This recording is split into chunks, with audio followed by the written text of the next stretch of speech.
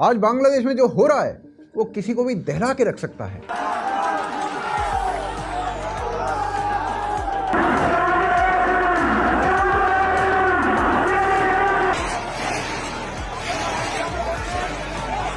एक ऐसा देश जो कुछ साल पहले तक एशिया का फास्टेस्ट ग्रोइंग नेशन में से एक था। Bangladesh has emerged as one of the fastest growing countries in the world. आज वहां हालात इस हद तक पहुंच चुके हैं कि वो सीरिया से भी बदतर दिखाई देने लगा है।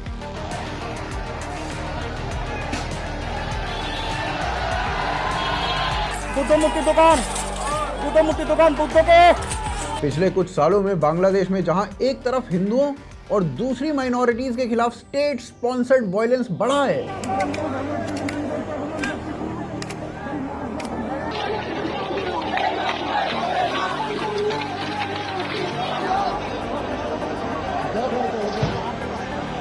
वहीं दूसरी तरफ भारत विरोधी गतिविधियां वो भी एक बार फिर अपने पीक पर पहुंच चुकी हैं। বাংলার বাজে ভাস্কর্যটা ভাঙলেন সেটি কি আপনি জানেন? Massive anti-India protests erupt in Bangladesh over the killing of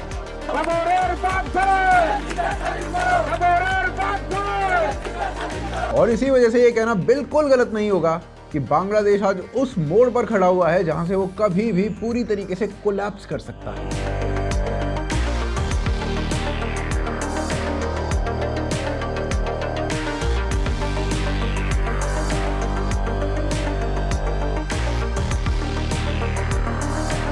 और यहीं से ना असली सवाल उठता है, आखिर क्यों आज बांग्लादेश हिंदुओं के लिए सीरिया से भी बदतर बनता जा रहा है?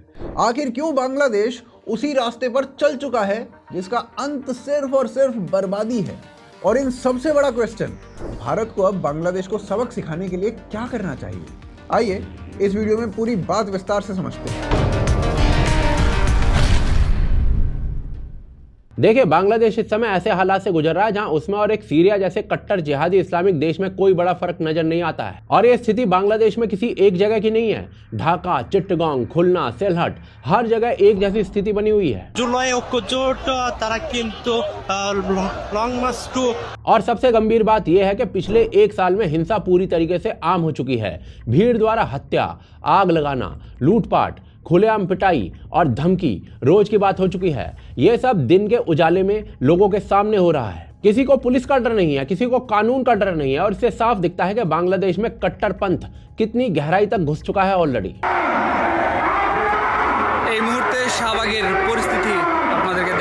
भीड़ द्वारा की गई हिंसा को लगातार रिकॉर्ड किया जा रहा है और लाइव दिखाया जा रहा है सोशल मीडिया के ऊपर। हमले की वीडियोस, हत्या की वीडियोस, आगजनी की वीडियोस सोशल मीडिया पर खुलेआम घूम रही हैं। हमलावर अपने चेहरे तक नहीं छुपा रहे हैं क्योंकि उन्हें पता है कि उनको रोकने वाला कोई नहीं है। आज बांग्लादेश में हिंदू नागरिकों को जानबूझकर निशाना बनाया जा रहा है। हर जगह तरीका लगभग एक जैसा है। अक्सर फ्राइडे की नमाज के बाद भीड़ इकट्ठा हो जाती है। किसी हिंदू व्यक्ति पर ब्लास्फेमी या इस्लाम के अपमान का आरोप लगा दिया जाता है और इसका कोई सबूत नहीं दिया जाता, कोई जांच नहीं होती। आरोप लगते ही उस व्यक्ति को मार दिया जाता है। और अगर आपको लग रहा है कि ये सब मैं बढ़ा चढ़ा कर कह रहा हूं, तो ढाका में दीपेश दास का मामला सबसे बड़ा साफ उदाहरण है इसका। दीपेश दास 30 साल का हिंदू आदमी था। भीड़ ने उसे घसीटा, पीटा, रस्सी से बांधा, लिंच किया और सबके सामने जिंदा जला दिया। इस पूरी घटना को कई लोगों ने मोबाइल में रिकॉर्ड किया और फिर वीडियोस को फैलाया गया।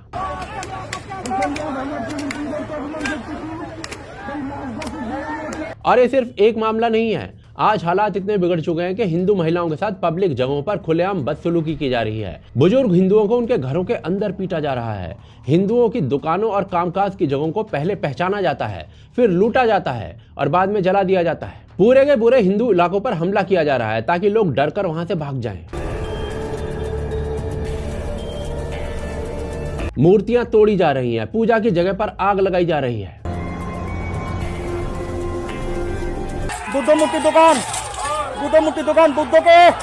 और ये सब कुछ अचानक से नहीं हो रहा है, ये सब कुछ सोच समझ कर किया जा रहा है। आज बांग्लादेश में इंडियन डिप्लोमेटिक ऑफिसेज भी सुरक्षित नहीं है। ढाका, चिट्टगांव, खुलना में इंडियन हाई कमीशन और काउंसलर ऑफिस के बाहर भीड़ जमा हो रही है। पत्थरबाजी की जा रही है, धार्मिक नारे लगाए जा रहे हैं, अंदर घुसकर तोड़फोड़ करने की कोशिश की जा रही है।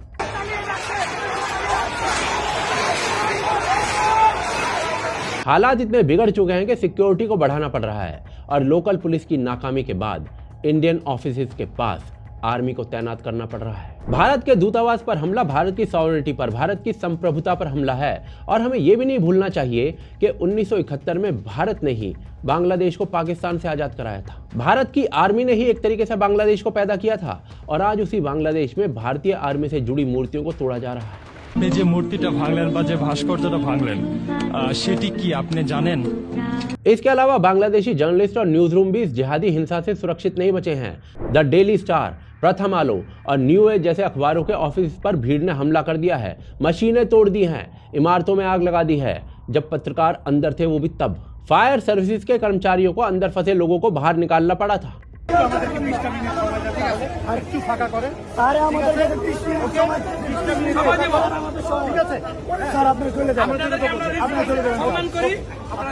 जो पत्रकार पहले प्रोटेस्ट का समर्थन कर रहे थे उन्हें भी अब निशाना बनाया जा रहा है।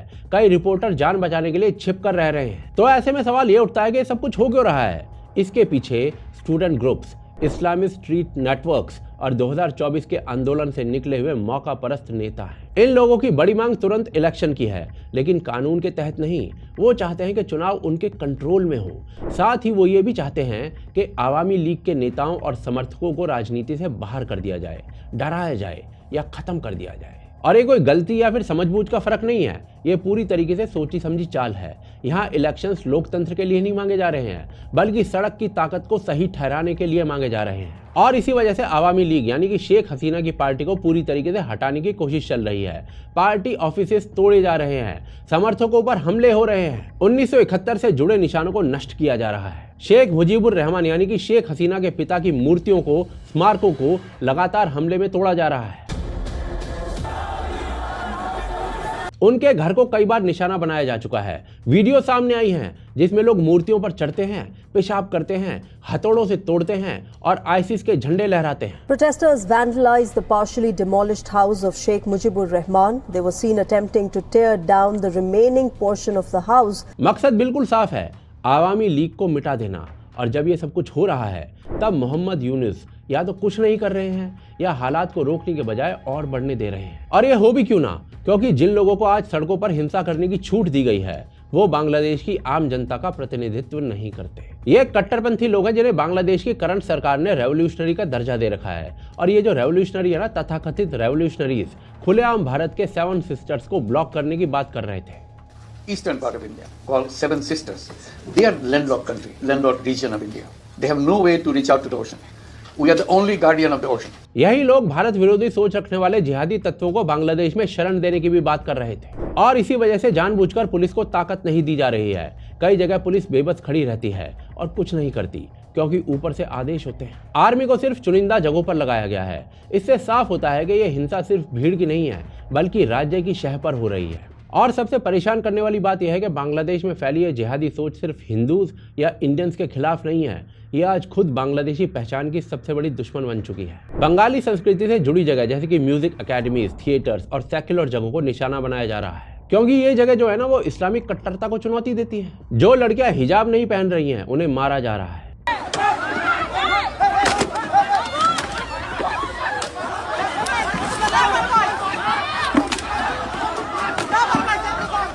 बांग्लादेश की हालत तेजी से बिगड़ रही है। देश एक्सट्रीम कट्टरता की ओर जा रहा है, संस्थाएं कमजोर हो रही हैं, जिहाद की ताकत कानून की जगह लेती जा रही है। और इसीलिए कहना गलत नहीं होगा कि आज बांग्लादेश सीरिया जैसे हालातों की तरफ बढ़ता जा रहा है। देखिए, बांग्लादेश ना हमेशा से ऐसा नहीं था। असलियत यह है कि पिछले 1.5 दशक तक बांग्लादेश एशिया की सबसे तेजी से उभरती हुई अर्थव्यवस्थाओं में से एक था। बांग्लादेश ना पूरे भारतीय उपमहाद्वीप में सबसे ज्यादा सामाजिक स्थिरता और टॉलरेंट मुस्लिम वाले देशों में से गिना जाता था। और इसका कारण भी साफ था। 1971 के बाद कई दशकों तक बांग्लादेश राजनीतिक अस्थिरता, सैन्य तख्तापलट और संस्थागत कमजोरी, इन सभी से जूझता रहा। सरकारें बदलती रही, सेना का हस्तक्षेप बढ़ता रहा, सिस्टम बहुत कमजोर रहा। लेकिन 2009 के बाद एक लंबा ऐसा दौर आया जब देश में निरंतरता दिखी। बार बार सरकार बदली नहीं, नीतियां हर साल उल्टी नहीं गई, और इसी निरंतरता ने सिस्टम को संभालने का एक मौका दिया। इस स्टेबिलिटी का सीधा सीधा असर अर्थव्यवस्था पर पड़ा। बांग्लादेश ने एक्सपोर्ट बेस्ड ग्रोथ मॉडल को अपनाया, खासकर टेक्सटाइल और गारमेंट इंडस्ट्री, इन दोनों ने तो देश की तस्वीर को बदल कर रख दिया। बांग्लादेश दुनिया के दूसरे सबसे बड़े गारमेंट एक्सपोर्टर के रूप में उभर चुका था। कुछ एक्सपोर्ट अर्निंग्स का लगभग 80% इसी सेक्टर से आने लगा था। इस इंडस्ट्री में सीधे सीधे और परोक्ष रूप से करीब 40 लाख लोग काम करने लगे थे। इस ग्रोथ की सबसे अहम बात यह थी कि इसमें ना महिलाओं की बहुत बड़ी भागीदारी थी। गारमेंट फैक्ट्रीज में काम करने वाली महिलाओं ने ना सिर्फ परिवारों की इनकम को सुधारा, बल्कि पूरे समाज की डायनेमिक्स उसको बदल कर रख दिया। फीमेल लिटरेसी रेट तेजी से बढ़ने लगा था। फर्टिलिटी रेट 1970 के दशक में 6 के आसपास हुआ करता था, वो घट के 2 के आसपास आ चुका था। बच्चों की जो स्कूलिंग थी वो बेहतर हो रही थी। महिलाओं की जो इकोनॉमिक इंडिपेंडेंस थी उसने सोशल स्टेबिलिटी को मजबूत कर दिया था। गरीबी के आंकड़ों में साफ साफ बदलाव दिखाई देने लगा था। एक्सट्रीम पॉवर्टी रेट वर्ष 2000 के आसपास 40% से ज्यादा थी, 40% से ज्यादा, जो 2020 के आसपास ना घटकर 12-13% रह गई थी। वैक्सीनेशन कवरेज 90% के ऊपर पहुंच चुकी थी। मैटरनल और इन्फेंट मॉर्टेलिटी रेट इनमें लगातार गिरावट आई थी। लाइफ एक्सपेक्टेंसी 50 साल से बढ़कर लगभग 72 साल 72 ईयर्स के आसपास पहुंच चुकी थी। कई सोशल इंडिकेटर्स में बांग्लादेश ने पाकिस्तान को बहुत बहुत पीछे छोड़ दिया था और कुछ मामलों में तो वो भारत के बराबर या किसी में उससे बेहतर भी प्रदर्शन करने लगा था। इंफ्रास्ट्रक्चर पर भी लगातार काम हो रहा था। इलेक्ट्रिसिटी जनरेशन बढ़ चुकी थी, पावर कट्स कम हो चुके थे, रोड्स, पोर्ट्स, लॉजिस्टिक्स बेहतर हुए थे, एक्सपोर्ट प्रोसेसिंग जोन्स बनाए जा रहे थे, फॉरेन इन्वेस्टमेंट आने लगा था क्योंकि पॉलिसीज प्रेडिक्टेबल थी और लॉ एंड ऑर्डर रिलेटिवली बहुत स्टेबल हो चुका था। और इसमें ना एक बहुत बड़ा फैक्टर भारत के साथ अच्छे रिलेशंस का भी रहा था। इस दौर में इंडिया और बांग्लादेश के रिश्ते जो थे ना वो बहुत ज़्यादा सुधरे थे। बॉर्डर कोऑपरेशन बढ़ा था, टेरर ग्रुप्स के खिलाफ इंटेलिजेंस शेयरिंग और जॉइंट एक्शन लगातार चल रहा था। नॉर्थ ईस्ट के इंसर्जेंट ग्रुप्स को बांग्लादेशी टेरिटरी में शेल्टर मिलना बंद हो चुका था। इससे भारत के ईस्टर्न बॉर्डर्स ज़्यादा सिक्योर हो गए थे और बांग्लादेश को भी इंटरनल स्टेबिलिटी मिली थी। ट्रेड वॉल्यूम ना कई ज़्यादा गुना बढ़ चुका था। कनेक्टिविटी प्रोजेक्ट शुरू हो चुके थे। रेल और रोड के जो लिंक्स थे उनको खोला गया था। पावर शेयरिंग अग्रीमेंट्स चल रहे थे। बांग्लादेश को भारत से बिजली मिलने लगी थी। पीपल टू पीपल कांटेक्ट बढ़ रहा था। बांग्लादेश की पॉलिसी ये साफ हो चुकी थी कि इंडिया से टकराव नहीं चाहिए बल्कि कोऑपरेशन चाहिए, और ये ना बांग्लादेश के लॉन्ग टर्म इंटरेस्ट में भी था। इस बेहतर रिलेशनशिप का एक और असर पड़ा था। पाकिस्तान बैक्ड इस्लामिस्ट इन्फ्लुएंस को स्पेस नहीं मिल पा रहा था। इस्लामिस्ट स्ट्रीट पावर को कंट्रोल में रखा जा रहा था। रेडिकल संगठनों को खुली छूट नहीं दी जा रही थी। जमात जैसे ग्रुप्स को सत्ता और सड़क से दूर रखा गया था। वायलेंट इस्लामिस्ट ग्रुप्स को पॉलिटिकल लेजिटिमेसी नहीं दी जा रही थी। स्ट्रीट वायलेंस को सत्ता हासिल करने का तरीका नहीं बनने दिया जा रहा था और इसी वजह से बांग्लादेश को पूरे उपमहाद्वीप में एक कंपैरेटिवली टॉलरेंट मुस्लिम देश माना जाने लगा था। यहाँ इस्लाम पब्लिक लाइफ का हिस्सा था लेकिन शासन पर हावी नहीं होने दिया जा रहा था। हाँ, छोटे मोटे इंसिडेंट्स होते थे क्योंकि एक मुस्लिम मेजॉरिटी कंट्री थी, लेकिन ओवरऑल हिंदुओं और दूसरी माइनॉरिटीज़ के खिलाफ कोई सिस्टमैटिक जेनोसाइड या स्टेट बैक्ड परसिक्यूशन बिल्कुल नहीं हो रहा था। फेस्टिवल्स खुलेआम और सुरक्षा के साथ मनाए जाते थे। दुर्गा पूजा जैसे त्योहारों में स्टेट प्रोटेक्शन साफ साफ दिखाई देती थी। हिंदू पॉपुलेशन सोशली विजिबल थी, इकोनॉमिकली एक्टिव थी और सिविक लाइफ का हिस्सा बनी हुई थी। और ये जो टॉलरेंस थी ना, इसकी जड़ पता है क्या थी? आइडियोलॉजी। 1971 में बांग्लादेश का जो जन्म हुआ था वो धर्म के नाम पे या मजहब के नाम पे नहीं हुआ था। उसका जन्म भाषा और संस्कृति के नाम पे हुआ था। बंगाली आइडेंटिटी को पाकिस्तानी कट्टर इस्लामिक पहचान के खिलाफ खड़ा किया गया था। यही वजह थी कि शुरू से बांग्लादेश की जो पहचान थी वो एक सेक्युलर नेशन के रूप में बनी हुई थी। इसी सोच को राष्ट्रीय प्रतीकों में दिखाया भी गया था। बांग्लादेश का अगर आप झंडा देखोगे तो वहाँ पर ना हरा रंग इस्लाम का यानी मुस्लिम मेजॉरिटी को दिखाता था, लेकिन उसके बीच में एक लाल गोला था जिसे जानबूझकर रखा गया था। वो ना ये दिखाने का प्रयास था कि इस देश में सिर्फ मुसलमानों का अधिकार नहीं है, ये देश केवल मुसलमानों का नहीं है, यह उस बड़े वर्ग का भी है जो देश का हिंदू है या नॉन मुस्लिम है। देखिए, पिछले कुछ सालों में जो कुछ भी हुआ है उसने बांग्लादेश की पूरी तस्वीर को पलट कर रख दिया है। जिस देश को कभी एक स्टेबल और ग्रोइंग इकोनॉमी के तौर पर देखा जा रहा था, वही देश बहुत तेजी से अंदर से टूटने लगा। जब शेख हसीना को तख्ता पलट के जरिए सत्ता से हटाया गया, उसी वक्त से बांग्लादेश मानो बर्बादी की राह पर चल पड़ा। उनकी सरकार हटते ही मोहम्मद यूनिस को इंटरिम सरकार का मुखिया बना दिया गया। यह वही मोड़ था जहां से हालात तेजी से नीचे गिरने लगे। जैसे ही मोहम्मद यूनिस की इंटरिम गवर्नमेंट सत्ता में आई, पूरे देश में माइनॉरिटीज के खिलाफ स्टेट स्पॉन्सर्ड वायलेंस शुरू हो गया।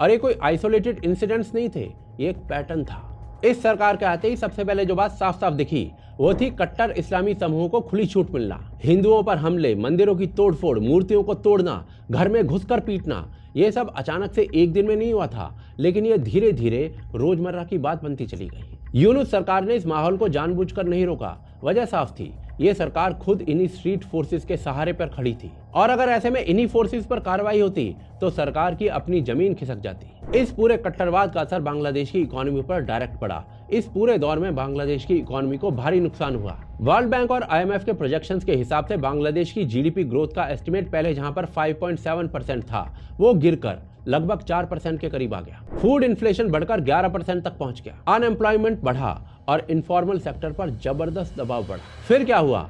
इकोनॉमिक स्ट्रेस ने बांग्लादेश में पहले से ही मौजूद जिहादी और एंटी इंडिया मानसिकता को और ज्यादा फ्यूल कर दिया। और जब महंगाई बढ़ती है, नौकरियां घटती हैं और भविष्य असुरक्षित दिखता है, तब कट्टर सोच का फैलना सबसे आसान हो जाता है। इस सब के बाद जो कुछ भी बांग्लादेश में हो, उसने पूरे भारत के रोंगटे खड़े कर दिए।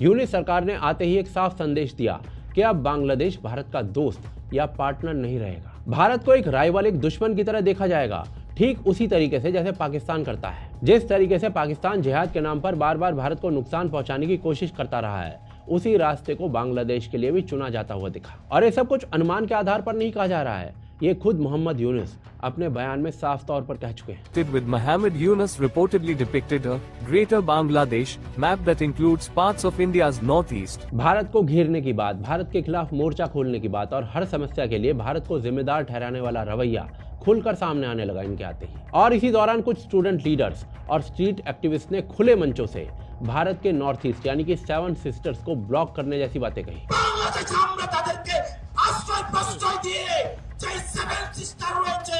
और इन सारी बातों से साफ साफ दिख रहा था कि कट्टर भारत विरोधी और जिहादी सोच रखने वाले एलिमेंट्स को बांग्लादेश की सरकार अब पॉलिटिकल कवर खुले में देगी। यह चुप्पी अपने आप में बहुत कुछ कह रही थी, और इसीलिए आज बांग्लादेश में जो कुछ भी देखने को मिल रहा है वो किसी स्पॉन्टेनियस ब्रेकडाउन का नतीजा नहीं है। बांग्लादेश का सीरिया की राह पर चलते हुए दिखना किसी लीडरशिप फेलियर का नतीजा नहीं है, ये पूरी तरीके से लीडरशिप चॉइस का नतीजा है। अब सवाल ये बिल्कुल नहीं है कि बांग्लादेश में क्या हो रहा है, अब तो सवाल ये है कि भारत को अब क्या करना चाहिए। और ये फैसला बिल्कुल भी आसान नहीं होगा।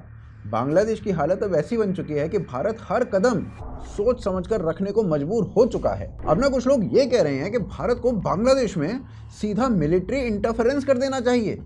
तो सबसे पहले ना इन लोगों को एक बात साफ साफ समझ लेनी चाहिए, भारत इस समय बांग्लादेश में किसी भी तरीके के मिलिट्री एक्शन को नहीं कर सकता। कोई भी सीधा दखल ना हालात को और बिगाड़ेगा। इससे बांग्लादेश के अंदर जो मौजूद कट्टर ताकतें हैं उनको बिल्कुल खुला बहाना मिल जाएगा कि वो और ज़्यादा हिंसा करें। इसका सीधा नुकसान वहाँ पर रहने वाले हिंदुओं को होगा। और इसीलिए कहा जाता है कि भावनाओं में लिया हुआ जो फैसला होता है वो खतरनाक होता है। लेकिन इसका मतलब ये बिल्कुल नहीं है कि भारत को कुछ भी नहीं करना चाहिए। भारत को सबसे पहले अपने बॉर्डर्स पूरी तरीके से सिक्योर करने होंगे। अवैध घुसपैठ को अब सिर्फ ह्यूमैनिटेरियन इशू नहीं बल्कि नेशनल सिक्योरिटी का इशू इसकी तरह देखना होगा, क्योंकि जब सीमा के उस पार अस्थिर कट्टर होता हुआ देश हो तो डेमोग्राफिक प्रेशर भी हथियार बन जाता है। इसके साथ ही भारत को ना इकोनॉमिक लेवरेज का इस्तेमाल करना होगा। बांग्लादेश की जो इकोनॉमी है वो कई स्तरों पर भारत पर निर्भर करती है। बिजली, fuel, food grains, transit routes, trade access, इन सब पे सीधा सीधा निर्भरता भारत के साथ ही है। अगर बांग्लादेश नहीं सुधरता है तो भारत को सीधे और पूरी तरीके से ट्रेड बंद कर देना चाहिए, क्योंकि भारत का जो पैसा है ना वो वहीं के हिंदुओं के खिलाफ और खुद भारत के खिलाफ इस्तेमाल हो रहा है। लेकिन सिर्फ ट्रेड रोक देना पूरा समाधान नहीं होगा, वह सिर्फ कुछ समय के लिए राहत देगा। असली समाधान इसके आगे होगा। अब ना लंबे समय के लिए भारत को वहां की राजनीति में सक्रिय भूमिका निभानी पड़ेगी। भारत को यह याद रखना होगा कि बांग्लादेश में प्रो इंडिया सोच रखने वाले लोग और गुट दोनों ही अभी भी मौजूद हैं। उन्हें आर्थिक मदद, नैतिक समर्थन और जरूरी समाधान तीनों चीजें देनी पड़ेंगी ताकि वो दोबारा से मजबूती से खड़े हो सकें। जब अमेरिका दुनिया के अलग अलग हिस्सों में अपने हितों के लिए सरकारें बदलवा सकता है, तो भारत अपने पड़ोस में अपनी सुरक्षा के लिए कोई फ्रेंडली सरकार को समर्थन क्यों नहीं दे सकता? आवामी लीग या किसी भी प्रो इंडिया नेता को नजरअंदाज करना, उन्हें वापस से मजबूत करना कोई मजबूरी नहीं है, बल्कि भारत की जियोपॉलिटिकल जरूरत है। क्योंकि अगर भारत ने वहां अपने हिंदुओं का साथ छोड़ दिया तो कट्टरपंथी ताकतें उन्हें पूरी तरीके से निगल जाएंगी और तब बांग्लादेश सिर्फ अस्थिर देश नहीं रहेगा, वह उसी रास्ते पर पूरी तरीके से चला जाएगा जिस रास्ते पर कभी सीरिया गया था। वही कट्टरता, वही हिंसा, वही स्टेट फेलियर और एक और हॉस्टाइल पड़ोसी भारत के लिए ना टाइम बॉम्ब से कम नहीं होगा। इसीलिए ये कहा जा रहा है कि गेंद अभी भारत के पाले में है। या तो भारत समय रहते हालात को अपने हित में मोड़ दे, या फिर आने वाले वर्षों में एक और स्थायी दुश्मन के साथ जीने के लिए मजबूर हो जाए। बाकी आपको क्या लगता है इस पूरे मुद्दे के बारे में? आप अपनी राय कमेंट्स में अवश्य रखिए। आप इस वीडियो को लाइक और शेयर करना बिल्कुल मत भूलिए। और अगर आप हमें सपोर्ट करना चाहते हैं तो यूपीआई, पेट्रियन, ज्वाइन बटन, तीनों ही के जो लिंक्स हैं वो नीचे डिस्क्रिप्शन में मिल जाएंगे। इन तीनों के थ्रू आप हमें सपोर्ट कर सकते हैं। आप देख रहे थे आज की ताज़ा खबर। जय हिंद, जय भारत।